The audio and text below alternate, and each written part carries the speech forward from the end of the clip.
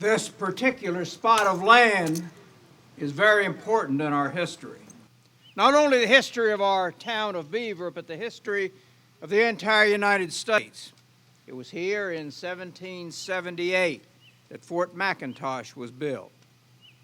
The fort was intended not only to protect the settlers in this area, but also to secure the land west of the Ohio River.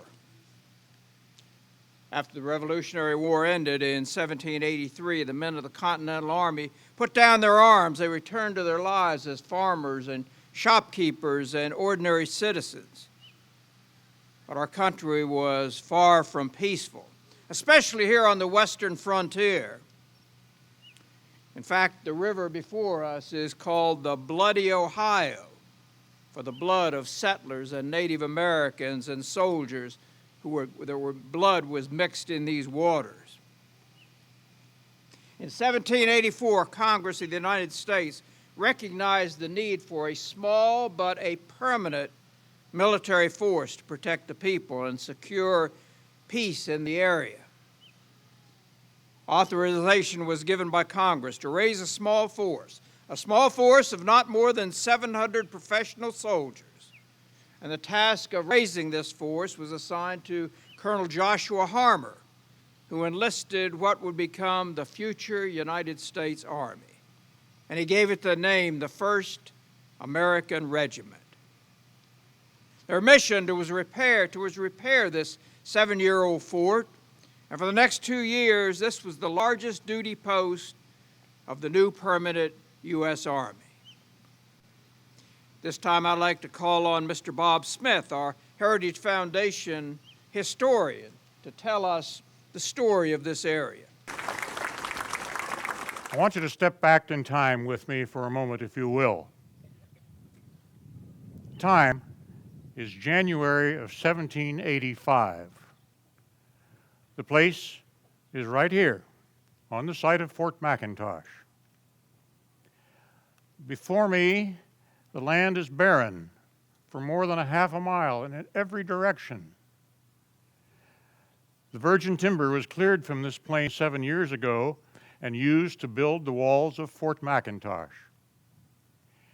Until now, the clearing has been maintained to provide a clear field of fire against any possible attack and to avoid any surprise from an unfriendly visitor. The fort has been well planned. The southern side stands on a high bluff over the Ohio River, and the remaining sides overlook the wide and level plain in all directions. The air in front of me is heavy with the smoke of hundreds of campfires.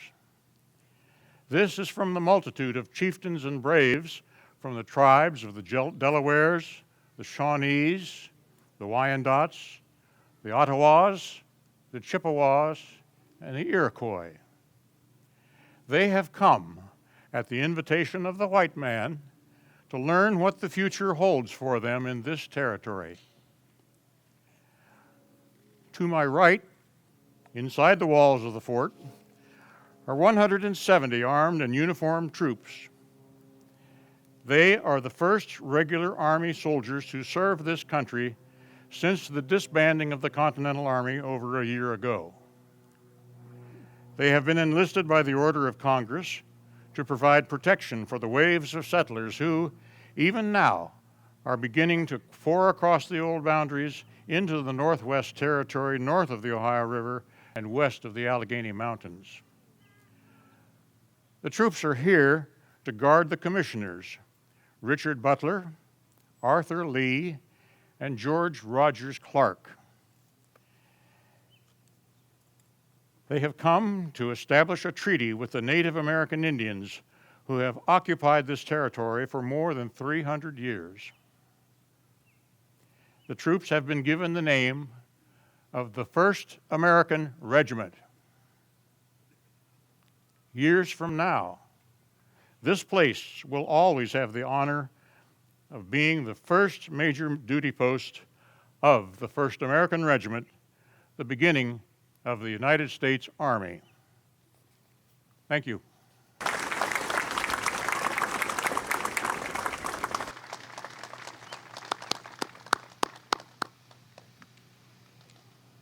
Thank you, Bob.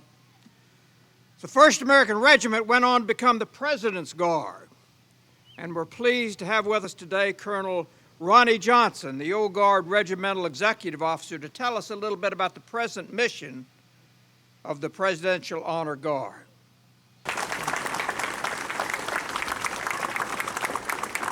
Good afternoon, and I'd like first of all to thank the City of Beaver and the Beaver Area Heritage Foundation for welcoming us home. As he said, the First American Regiment, through lineages and honors of the United States Army, has been passed down to the 3rd United States Infantry, and my current serving regiment is the 3rd Regiment United States Infantry, which was originally the First American Regiment. So it is a good day for the Old Guard to be back home, so thank you for welcoming us here.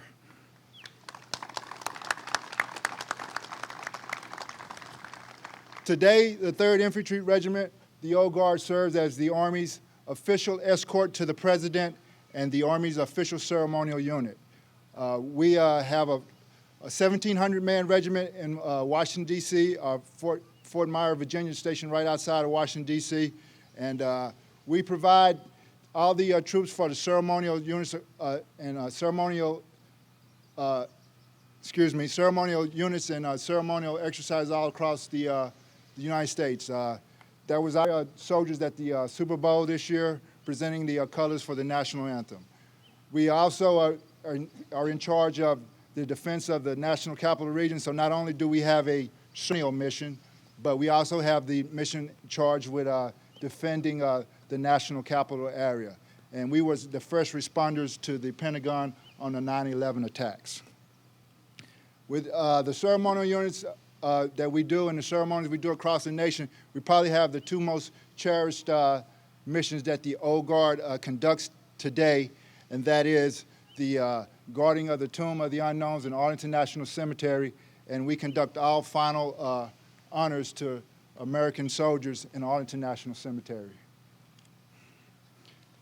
We're a 12-company infantry organization, and we're all volunteers. And once again, I'd just like to say thank you for welcoming us back to our ancestral home, and from these grounds that the best army in the world sprung from right here in Beaver, Pennsylvania. So the greatest army in the world, serving in contact in 2 wars in Iraq and Afghanistan. Their home, their birthright is Beaver, Pennsylvania. Y'all should be very proud of that. So thank you once again.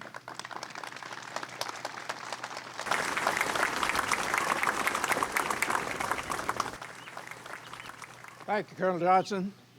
Again, I'm going to bring Bob Smith up, and he's going to tell you a little bit about this monument, how it's designed, and what it means. Bob?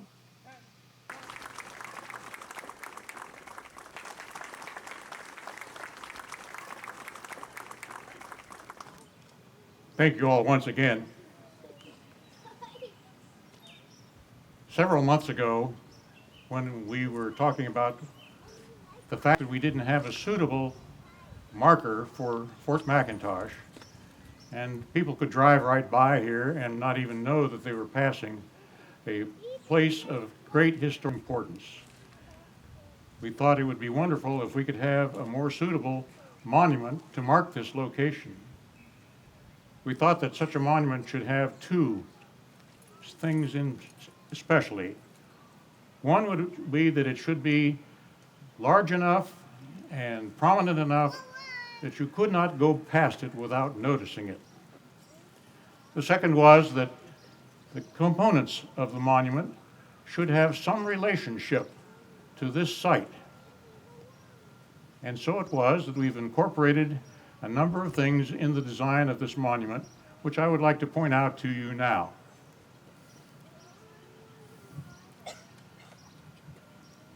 First of all, as you may have noticed, the plaza on which we stand is designed in the shape, the trapezoidal shape of Fort McIntosh itself. It's just a miniature-sized version map of that fort over there. Secondly, the materials that are used here were screened aggregate that was taken from the nearby Ohio River. Right away, we have a local connection. Third, you cannot help but notice these beautiful sandstone monuments on either side. These are not monuments, they are chimneys.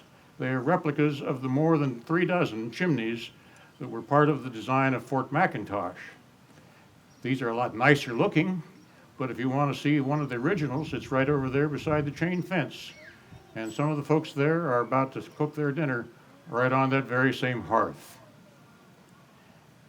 Fourth, I want to call your attention to the logs that form the wall, the background wall of this. Those aren't just any logs at all. These are actual logs that came from Fort McIntosh in 1778. They were cut from the timber that grew all around here. The trees were all gone. The timber was oak and chestnut and a lot of other things, but those were what were used to hand-cut, hand-hewn logs that they used to build the fort. These logs were part of a building that was built with logs salvaged from this fort. And these were pieces that were left from that construction. And so we have used those to construct this wall in the back, and you can put your hand on these petrified logs and know that they came from Fort McIntosh, built here in 1778. The canopy over the top is also a reminiscent of the construction of the fort. The hand-cut shingles on the roof were what were on the roofs of all of the barracks that surrounded the fort in this area. The granite monument wasn't here in 1778. It says Fort McIntosh Site, 1778-1788, the birthplace of the First American Regiment.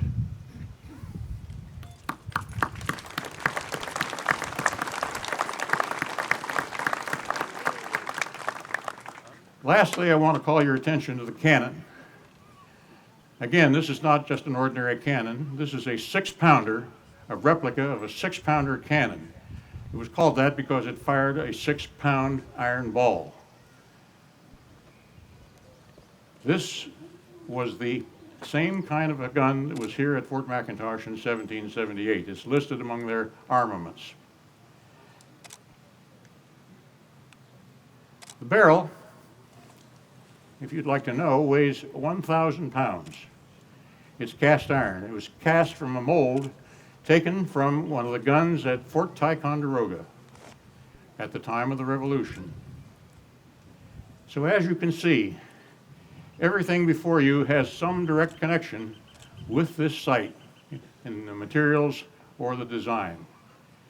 We thank you for coming here, and as you pass by in future years, you will be able to say, this was part of Fort McIntosh itself. Thank you.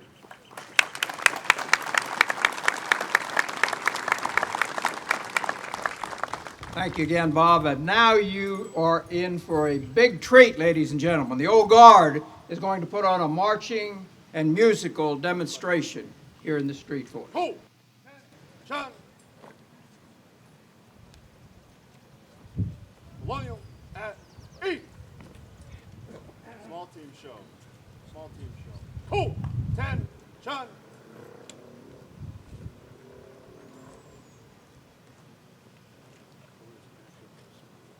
Face! Left! Right! Go! Ready? Step!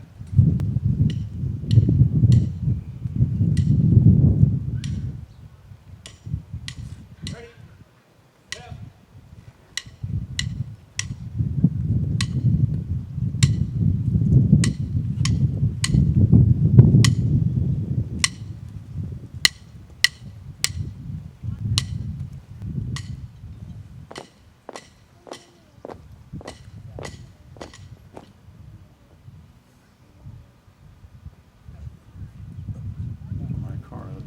Good afternoon, ladies and gentlemen. The United States Army, Military District of Washington, under the command of Major General Carl Horst, is proud to present the United States Army Old Guard Fife and Drum Corps. The first mention of an American Army musical organization is contained in a reference to the celebration held after Ethan Allen and his Green Mountain Boys successfully captured Fort Ticonderoga, a British stronghold in 1775. The organization which played at this celebration was a fife and drum corps. The 3rd United States Infantry Regiment, the Old Guard, traces its lineage back to George Washington's original Continental Army and today serves as the Army's official escort to the President of the United States. In 1960, the Fife and Drum Corps was organized to participate in official ceremonies and to revive our country's musical heritage. The Corps performs for visiting dignitaries and heads of state at the White House and throughout our nation's capital. In addition, the Corps travels extensively, averaging nearly 500 performances annually, while serving as a goodwill ambassador for the Army across the nation and abroad.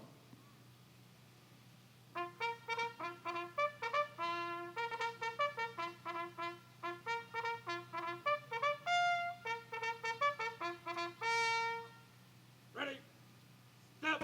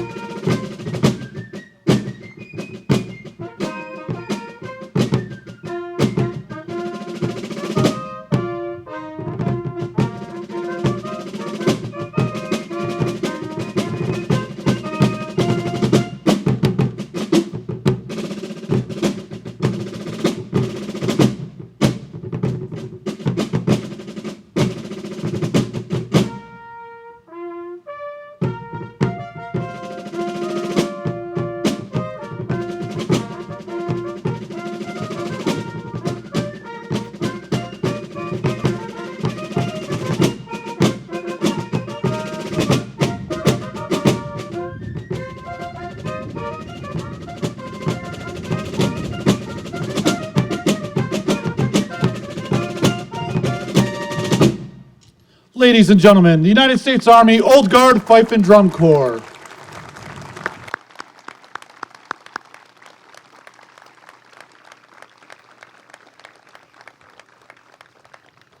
The history of the fife, bugle, and drum is one of the vital aspects of early American military life. In an era before electronic devices and in a place where timepieces were uncommon, the military field musician played a crucial role in communication. The sounds of these instruments acted as the voice of the commander, signaling to the soldiers when to rise, how to move in battle, and when to retire for the evening. Traditionally, the most skilled drummer was given the title of drum major and was designated musicians. Today, the drum major who stands before you continues this tradition by wearing the light infantry cap and issuing silent commands with the S-Spontoon, an 18th century weapon. The soldiers of the Old Guard Fife and Drum Corps play modernized versions of traditional field instruments. This allows the Corps to perform more contemporary arrangements than the music found in the manuscripts of the 18th and 19th centuries.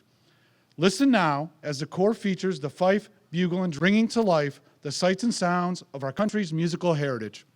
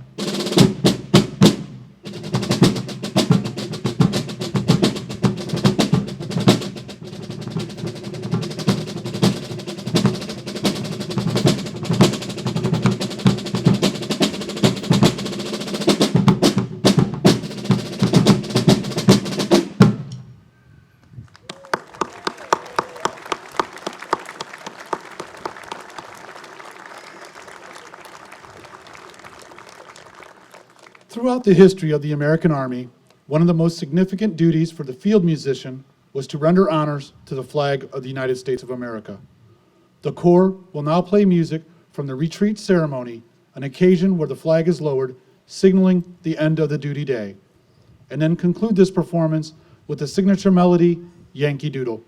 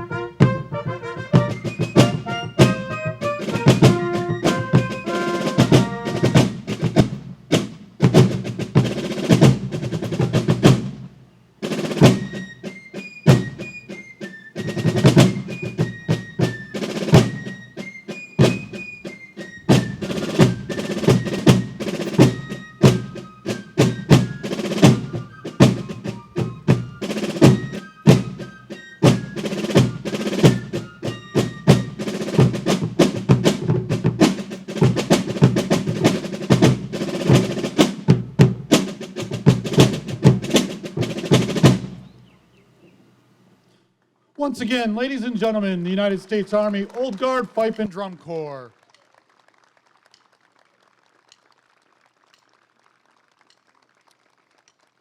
On behalf of the Old Guard Commander, Colonel David Anders, and the Fife and Drum Corps Commander, Chief Warrant Officer Frederick Elwine, it has been our pleasure performing for you this afternoon.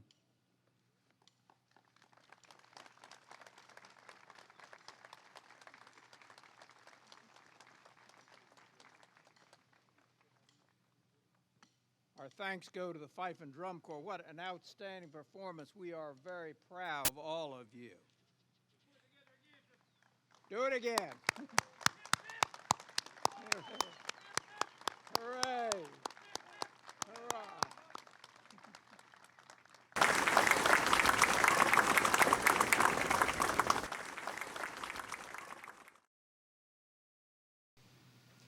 Next, I'd like to recognize the man who built this beautiful monument, Mr. Brian Bomer of Bomer Concrete and Masonry. He and his crew of 4 professionals worked on this for weeks to interpret the design so carefully and beautifully. Are any of you here today? Over here, raising his hand. Thank you. Wonderful job. And we would not be here dedicating this beautiful structure if it were not for the generosity of one individual. Tom Bride, president and manager of Tri-State Rivers Products. He oversees the dredging operations. You might have seen the dredge over in the Ohio River. Tom's a loyal friend of the town of Beaver. And about a year ago, he came to us and asked, is there anything that you need, any way I can help you? I mean, he'd already given our town the Flag Plaza over at the high school football field and sponsored summer concerts in the park. But after some conversation, it was noted that we did not have a suitable identification monument for this important historic site of Fort McIntosh. And this idea struck Tom with a warm response. He said, "I like the idea. If you design it, I'll build it." And build it he did. Ladies and gentlemen, it's my pleasure to introduce our good friend and benefactor, Mr. Tom Bryan. Tom.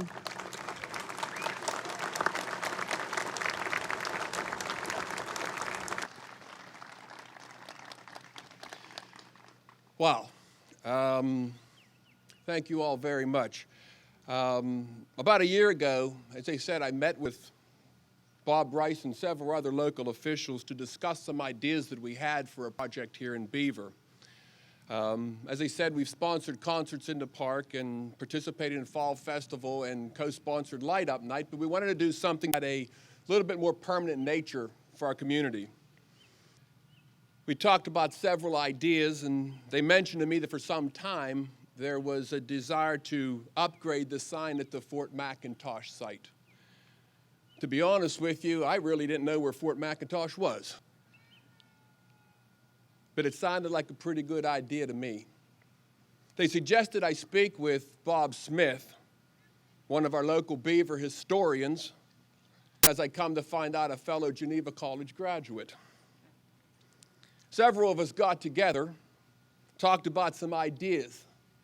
I mostly listened, and what you see here in front of you is the result of our collective efforts. I'm proud to have played a role in this project, but the credit really should go to Bob and others who had this dream. We merely allowed this dream to come to life. Tri-State Wood Products is a part of our family business started by my great-grandfather in 1883, less than 100 years after the Treaty of Fort McIntosh was signed. In the past 128 years, the Bryan Materials Groups provided construction products and services that helped build this region. We've been successful this long by keeping to what has become part of our mission statement. That is to value equally our customers, our employees, our vendors, and the communities that we work in. I want to thank you all for allowing me to be a part of your community. I want to thank the local Beaver businesses that provide many of the materials and services that we use in our operations. Although this endeavor is now complete, rest assured that our commitment to the communities that we work in will continue. Thank you very much for this opportunity.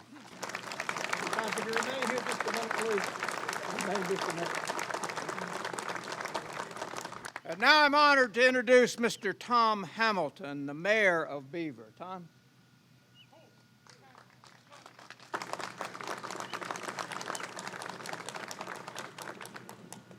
Good afternoon. Beaver is a town that takes great pride in both its history and what we have become over the last 200 years. We sometimes take it for granted that it truly is a place in history here in Beaver. We have built here by the people that were here before us and made it so great. Such is the case with the beautiful historic monument that Mr. Tom Bryan has generously built and given to our town. In doing so, Tom has added another reason for people to know about the history of this place and for the people in Beaver to have added pride in our community. For that, we express our appreciation and thanks.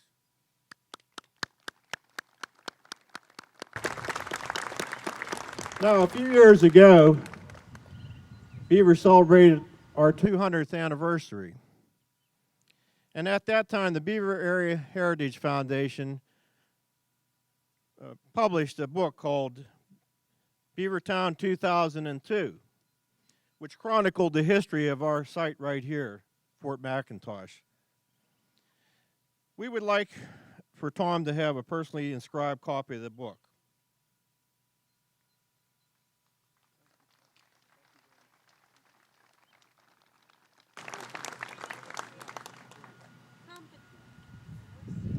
We are also told that you have a great interest in the history of this area, including the French and Indian War period.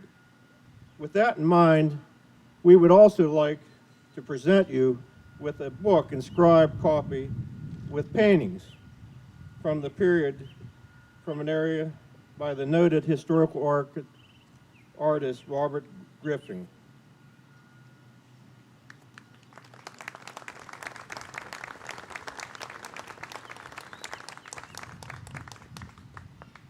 Tom, we thank you again for what you have added to this community.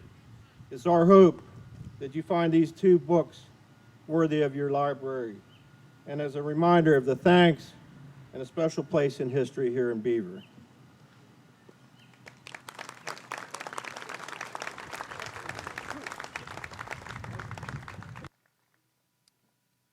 We've got another special gift that we'd like to give, this time to the Old Guard Regiment.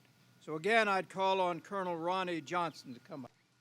Colonel Johnson, we would like to thank you and your Old Guard Regiment for traveling all the way from Washington up here by bus this morning, and then turning around and traveling all the way back this afternoon. We thank you. That was an effort. I know it was. Thank you. Thank you. The Old Guard Fife and Drum Corps has made this day very special, and we're quite proud, quite gracious to have you here. We give you thanks. In appreciation of your visit and your participation, I'd like you to take something back with you when you go back to Washington. And it may be of great interest to the Old Guard Regiment, and perhaps even in addition to your museum at Fort Myer. The peace treaty of Fort McIntosh was signed at this very spot in 1785. The original copy of this treaty is in the Capitol, the Pennsylvania State Capitol, but through efforts of the Beaver Area Heritage Foundation, we've obtained an exact copy, complete with the marks and seals of all the signers. To top it off, the document has been mounted on wooden planks, sawed from original logs from Fort McIntosh. So we present this to you.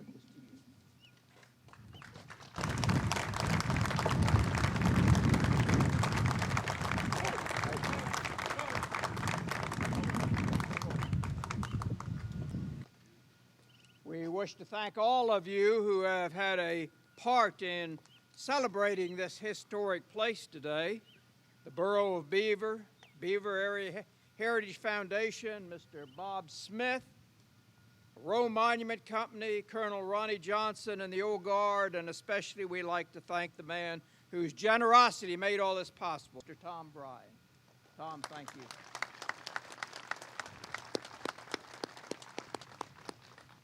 And now we come to the formal dedication of this beautiful historic site, and once again I call upon Colonel Johnson to make the formal dedication.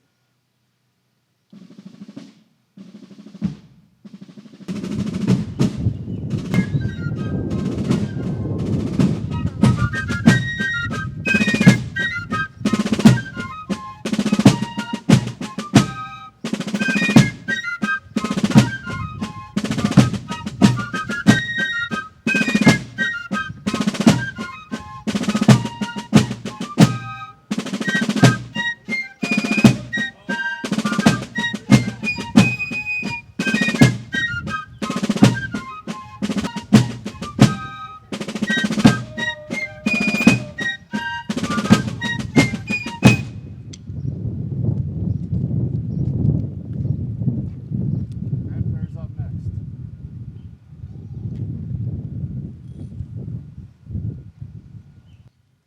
"235 years ago, General Lackland McIntosh, commander of the Western Continental Army, raised Fort McIntosh on this site for the protection of the western frontier.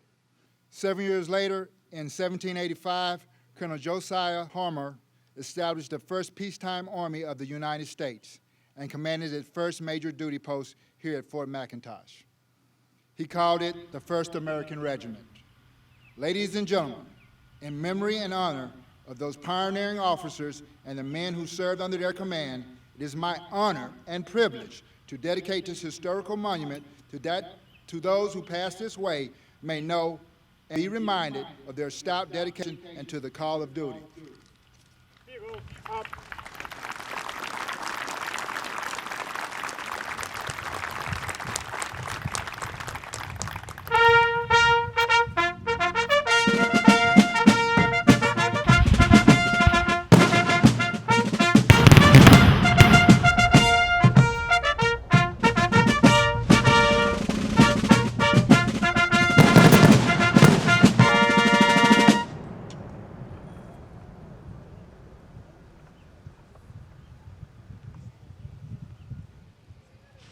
This concludes our dedication ceremony. We thank all of you for being part of this historic occasion. For those of you who would like to take photographs, the Old Guard will stay here for about 15 minutes before they have to return back to Washington. I also recommend that you drive or walk a few blocks down River Road and visit our award-winning museum and log cabin that will be open till 4 o'clock. And if you didn't get copies of the bulletin for today, come right up. We've got plenty of them. This concludes our ceremony. Thank you for coming.